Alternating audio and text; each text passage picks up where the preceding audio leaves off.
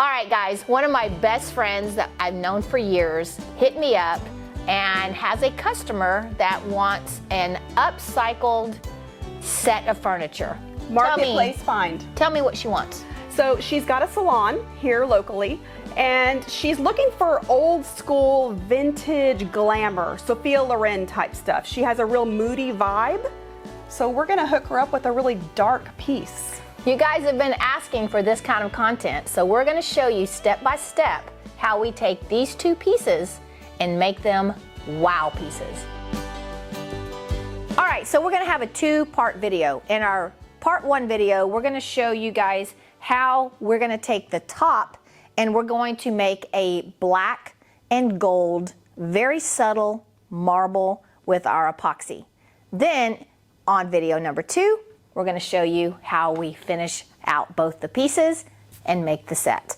All right, so the first thing that we're gonna do with our top is we have a little ridge here. We're gonna have to fill that with bondo, get everything nice and flat, and then we'll get ready to pour our top. Another thing that we actually already did was hit it with a sander.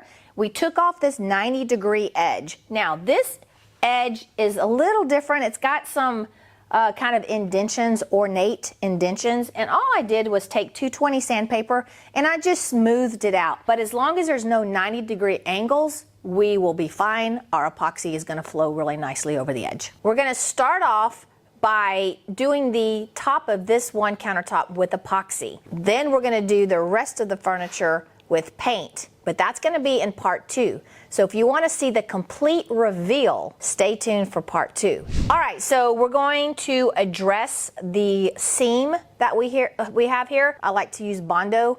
This particular case, I am using 3M. It is a filler. It's just like bondo, it's their brand. I actually really like it. A little better than the normal bondo that we used to use. It's a little smoother and we get a little bit better finish. You could buy this at most auto painting stores or online. All right, so we're gonna take some. Now if you've never worked with bondo before, you wanna make sure that you don't start with too much. All right, just a little bit. And then when we put our hardener down, and then what's really important, you don't want to stir this, all right? You want to take it and you want to fold it. Folding it keeps the air bubbles out, and you're going to fold and fold until it's all one color. Now, a lot of people don't like to use bondo. They would rather use a wood filler. I really don't like the wood filler as much because wood fillers, as they dry, they shrink. And they crack. And they'll crack. So I really do like using the bondo. I've had great experience with it. All right, here we go. Michelle's gonna start one end, I'm gonna start on the other. All right, we're just gonna very lightly go down. Push that down inside there. Now I leave mine a little bit high because when I go back and sand, I can get all of that nice and level. So I don't push it too hard, I keep it a little high. If you have any other deep gouges or imperfections, you can also use that on there. Now once you start getting, it starts to get thick and you start to spread and you start seeing air bubbles, you wanna be done with it. All right, we have a little imperfection right there. Just gonna kind of hit that. Everything's applied, we'll let this dry couple of hours until it's sandable. We'll come back, we'll sand, then we'll paint our base color. All right, the bondo is dry, and actually guys, this took less than an hour because we've got it at about 72 in here and it dried really quickly. All right, we'll sand it smooth, then we'll come back with our Stone Coat Countertop Undercoat paint. All right, so I wanna give you guys a pro tip. One, always use a mask when you are sanding the bondo. Another one, if I close my eyes and I run my hand across the seam or where the bondo ends onto the wood and I can feel any of that, it is going to ghost up through my epoxy. So you'll see me constantly rubbing the top and making sure that I can't physically feel a line or a transition between my wood and the bondo, because if I can feel it, you're gonna see it. So now that Rhonda has sanded this down smooth, we're just going to take a little bit of isopropyl alcohol and wipe this down and get any leftover residue off the top before we paint. Okay, since we have this little lip between the two pieces, we're only going to epoxy from here up. So for this next part, while we're painting our undercoat, we're going to slide this tape into the seam, and then we're going to burnish it off pretty good so it stays in place. That way we don't introduce any paint to this piece down here. So I typically do smaller strips at a time, just so I can really get into that seam and make sure everything is in the right place. Sometimes when you try to do a really long strip of tape, it comes out in different areas. Okay guys, we have leveled out any imperfections in here with the Bondo. We are now all taped off in our seam, and we are going to go into our Stone Coat Undercoat. We're going to do 2 quick thin coats on the top, and then we'll move straight into epoxy. Okay guys, our first coat of the Stone Coat Undercoat has dried. We're now going to go in with our second coat. I don't find a need for scuff sanding in between these 2 coats unless you feel a lot of really rigid texture. Otherwise, just go right over it and you're good to go. Okay, so we're going to get ready to pour the top. We are using the Amazing Quick Coat, which is a quick cure epoxy, and we're going to tint it with a little bit of the Color Passion Honeycomb Gold. It's a powder, and the Alumilite Black. All right, we are using a quick cure epoxy. So once you get that in the bucket, you need to get it out fairly quickly so that you don't have it start to exotherm and thicken up. All right, we're going to come in here first, and we're just going to roll it out. Now I'm not going to use a lot of heat because I want this to not give me a lot of drips. I want to keep it mostly on the surface. So by not adding a lot of heat, we'll keep it from getting too fluid. Now we have taped the back of our countertop because we don't want anything to run off the back. And what we'll do is we'll pull that tape once the epoxy has started to set up and has quit moving. Now, by using the Amazing Quick Coat, we are able to come in here in about 4 hours and do our flood coat. We don't want a flood coat with the Amazing Quick Coat. Because it is such a quick cure, you don't get a real level glass-like finish. It usually has some sort of waves in it because it is curing so quickly. All right, so I'm very lightly gonna torch just to get the bubbles out. Again, I don't want to get too crazy with my torching. And then I'm gonna come over with just a little bit of gold. We're just gonna put a tiny bit at first. We can always add more. We can't subtract it. All right, now my favorite thing in the world to use is the magic trowel. You can also use a bondo spreader. This is just nice, easy. And we're gonna kind of just move it in and create a beautiful, very, very subtle gold. We don't want a lot of gold on that surface. We want it to be very subtle. And by using this magic trowel, I'm able to do long sweeps and get that to meld out. We want more or less, Michelle? I think it looks really good. I don't want to add too much. Okay, we can stop right here.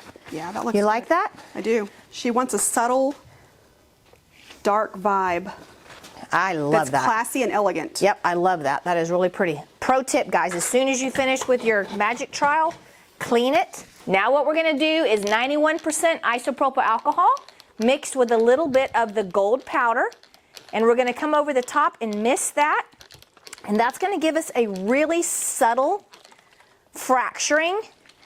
Oh my gosh, that's gorgeous. Love it. Love it. Wow, that's beautiful. Look at this right here. Now, one reason I love using the Amazing Quick Coat, one, it's amazing and it's quick.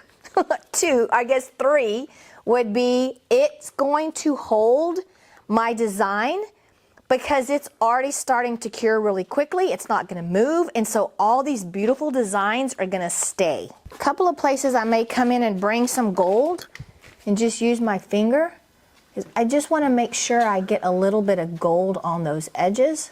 We just did this in less than 7 minutes. I know. This Isn't it stuff is gorgeous? amazing. Yes, and it's going to hold. Quick coat. Yeah, and it's going to hold the design. Yeah, you don't have an overflow of drip. As long as you're quick with your pattern and do a beautiful marble like this, it's a really great product. Yeah. Remember that little ledge that we have? I'm going to run a popsicle stick here in just a minute and start taking care of those drips. Okay, it's been a little over an hour. That's why I love this product. We can already pull our tape, and what we're going to do is, since it's late in the morning, we'll come back and we'll put a clear flood coat of our regular epoxy.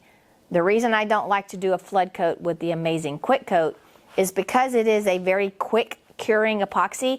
Often it will not cure flat, it will cure with waves. So tomorrow we'll flood coat, but right now we're going to pull the tape. All right, the reason I pulled my tape and I just didn't leave everything status quo and then do the flood coat tomorrow is because the way that the epoxy's dripping and going up into that crevice, if it were to dry onto that tape and then I try to pull my tape tomorrow, it would rip. So that's why I pulled it. Tomorrow I will retape and get ready for the flood coat. All right, we did the flood coat. If you would like to see a full-length tutorial on how to do a successful flood coat, we will link that video in the description below in this video. We have already sanded, and now we're going to apply the ultimate top coat in matte. We also have 2 really good videos to show you step by step how we do this. Those videos will be linked below as well. All right, here we go.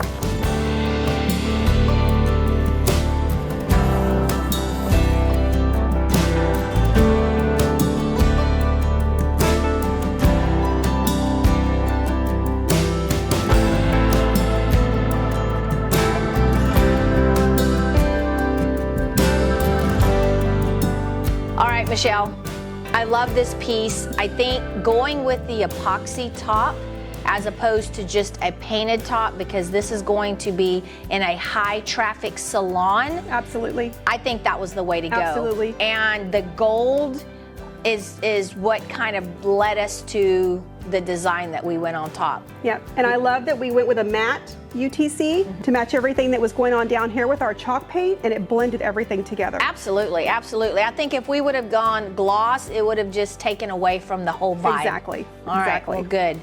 All right, guys, what do you think? I absolutely love the fact that we took a piece of furniture that was bought off of Facebook Marketplace that for had $150. $150. Yeah. It had some damage on the top, but you would never know that. We were able to bondo that and pour an epoxy top, and it absolutely is stunning. It really is. So let me know, what would you do? Would you have done an epoxy top? Would you have done a gloss or a matte, knowing that this was going to be our final result? Let me know in the comments below. And for all of the new subscribers that are starting to come on this channel to see us do more of this type of content, let me know if we met your expectations. Give us a thumbs up and subscribe to our channel. We really appreciate it. All right, guys, I guess until next time we decide. So are you going to come back? Absolutely. I really appreciate you and Kenny opening your shop to me and helping me get this project done. It's been a lot of fun. All right. Well, I think we should do more anytime. So this is Michelle with Desert Daisy Designs. Thank you for watching. Rhonda, thank you for having me. Absolutely. All right, guys, until next time, remember, don't be scared. Move forward and be creative.